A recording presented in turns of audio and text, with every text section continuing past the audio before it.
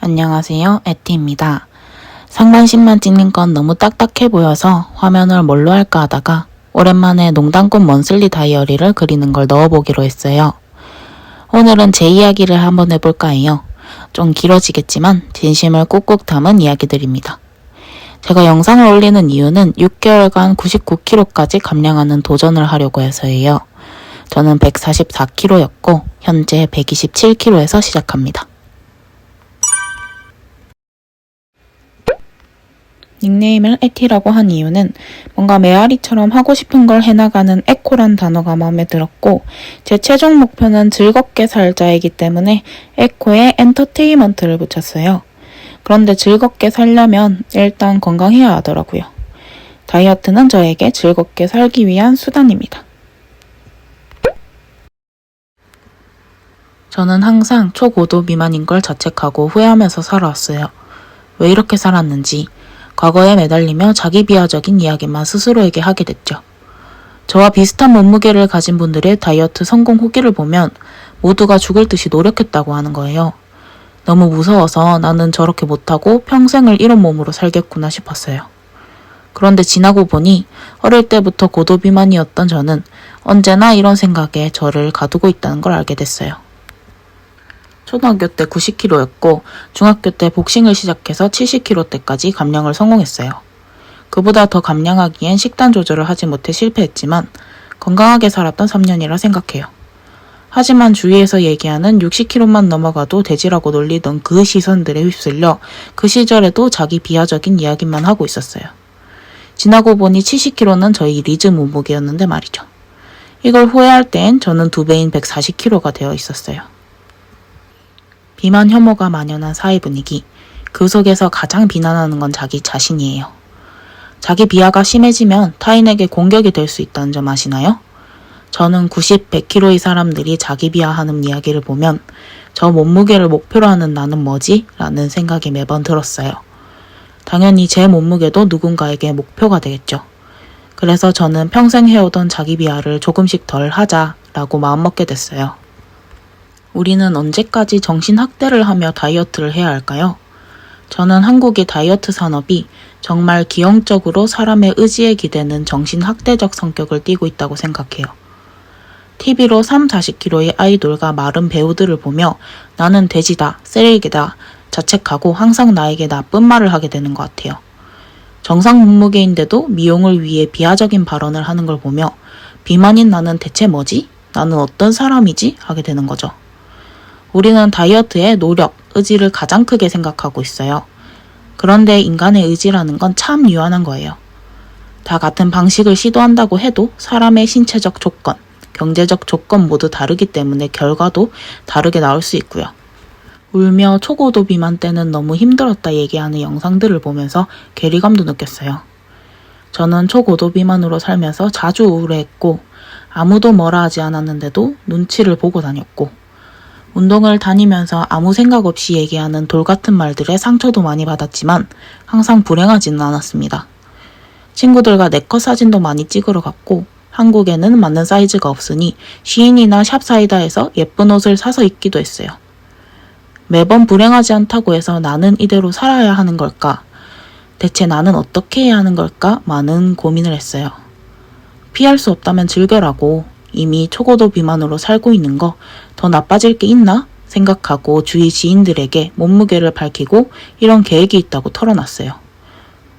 몸무게가 부끄러워서 항상 숨기고만 있었는데 막상 말하니까 아무것도 아닌 게 되더라고요. 저는 다이어트 또한 컨텐츠다 라고 생각하기로 했습니다. 99kg까지 감량을 성공한다면 저는 144에서 99까지 총 45kg를 감량하게 되는 건데 여자 아이돌 한 명을 배출하는 거잖아요. 살면서 이런 경험을 몇 명이 할 수 있을까요? 어차피 이런 거 다이어트를 성공하고 삶을 즐기는 게 아니라 즐기면서 다이어트를 하자 싶었죠.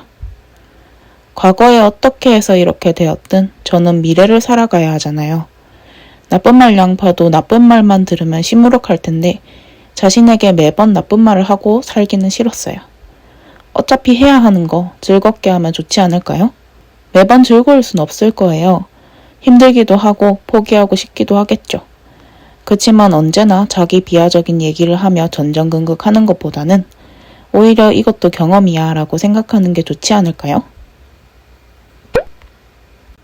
앞서 말했듯이 저는 초등학교 때부터 고도비만이었고 중학교 때 복싱을 하고 감량했으나 고등학교 때 학교에 적응하지 못해 살이 급격하게 쪘다가 대학 가선 코로나가 터지고 스트레스 받고 과제로 바쁘다 힘들다 하며 회피해왔어요.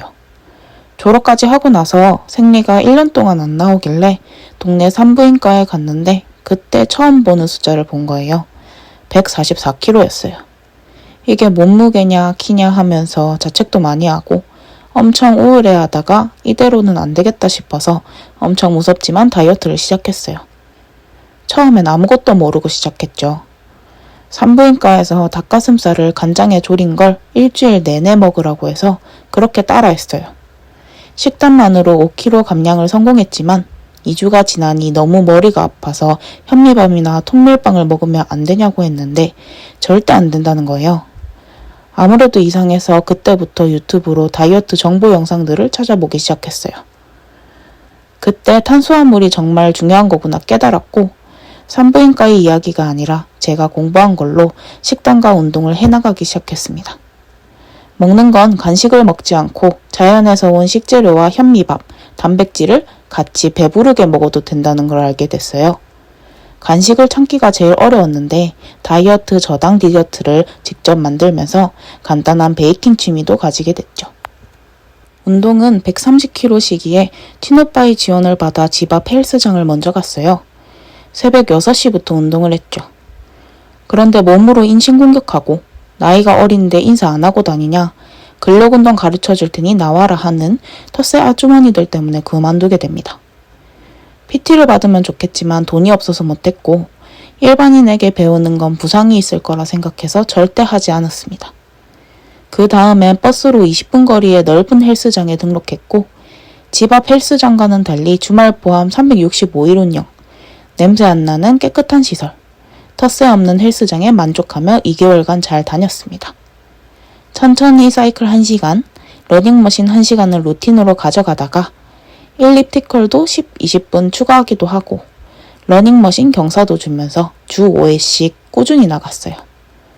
그렇게 120kg대로 진입했지만 러닝머신에 경사를 주다가 무릎에 통증을 느끼게 되고 버스비도 부담이 되어서 용기를 내어 수영을 신청하게 됐어요. 쿠팡에 수영복 제일 큰 사이즈가 맞더라고요. 처음엔 저녁 6시 반을 수강했는데 저녁 먹을 시간이 애매해서 다음 달부터는 오전 10시 반을 다니게 됐어요.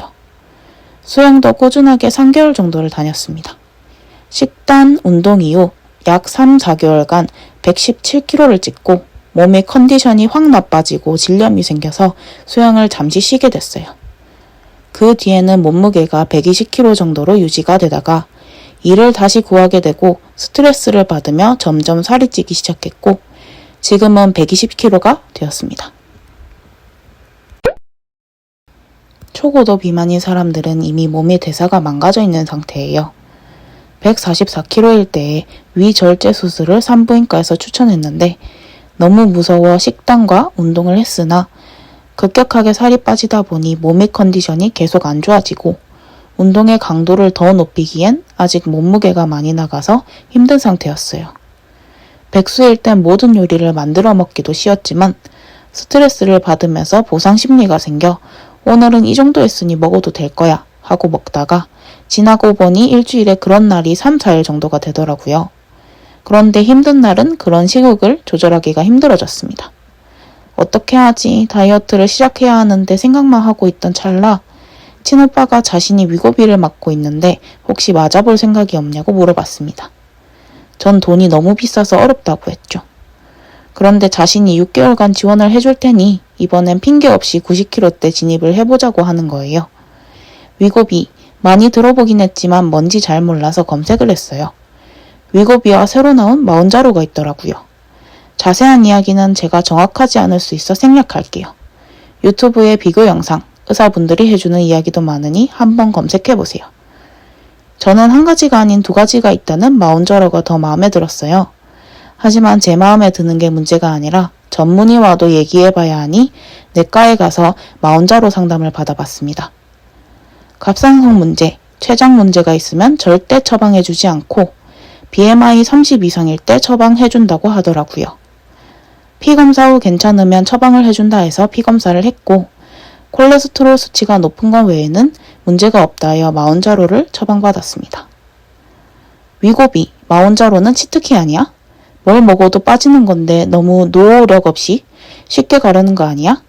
라고 하는 사람이 있다면 일단 한 달에 40을 줘야 하는 게 쉬운 치트키인지 묻고 싶어요. 또한 아무거나 먹고 주사를 끊으면 바로 다시 요요가 옵니다. 대사가 망가져 있는 상태를 무조건 주사를 맞는 도중 건강하게 돌려놓으라고 의사들이 얘기해요. 그래서 저는 다이어트 치료제 목적인 마혼자로를 일종의 포션, 부스터라고 생각하고 6개월간 건강한 다이어트를 해보자고 결심했습니다.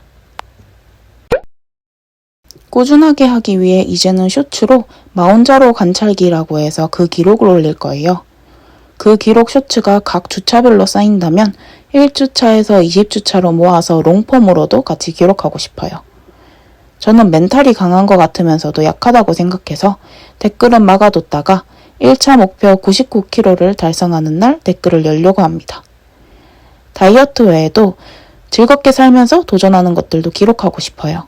제 최종 목표는 즐겁게 사는 거니까요. 어떤 영상을 봐도 다이어트가 무서웠던 저 같은 사람에게 죽을 만큼의 의지를 가지지 않아도 자기 비하, 정신학대를 하지 않아도 육체적, 정신적으로 건강해질 수 있다는 점을 보여주며 용기를 주고 싶어요. 그럼 별다른 내용이 없더라도 꾸준히 올리는 쇼츠로 뵙겠습니다. 영상 끝까지 봐주셔서 감사하고 좋아요와 구독으로 응원해주시면 즐겁게 도전하겠습니다. 감사합니다.